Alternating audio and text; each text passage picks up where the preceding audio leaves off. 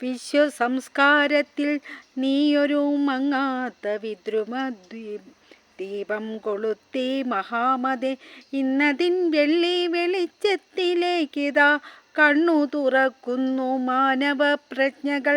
നീയെന്നു കണ്ടോരുദയവും സന്ധ്യയും നീലമലകളും കാടും പുഴകളും എല്ലാം സ്വയമീ പ്രകൃതിയിലുള്ളവയെല്ലാം ലയിച്ചു നിന്നാത്മസീമയിൽ.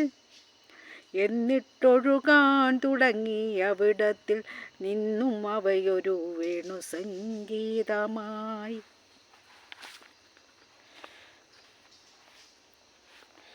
ഇവിടെ പറയുന്നത് അങ്ങ് വിശ്വസംസ്കാരത്തിലെ ഒളിമങ്ങാത്ത ഒരു പവിഴ വിളക്ക് കൊളുത്തുകയുണ്ടായി എന്നാണ്.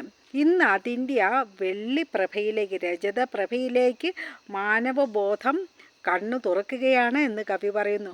അങ്ങ് കണ്ട സൂര്യോദയവും സന്ധ്യയും ഈ നീലമലകളും ഈ പുഴകളും എന്നു മാത്രമല്ല ഈ പ്രകൃതിയിലുള്ളവയെല്ലാം തന്നെ നിൻ്റെ മനസ്സിൻ്റെ അതിരുകളിൽ ലയിച്ചു ചേരുകയുണ്ടായി എന്നാണ് കവി പറയുന്നത്.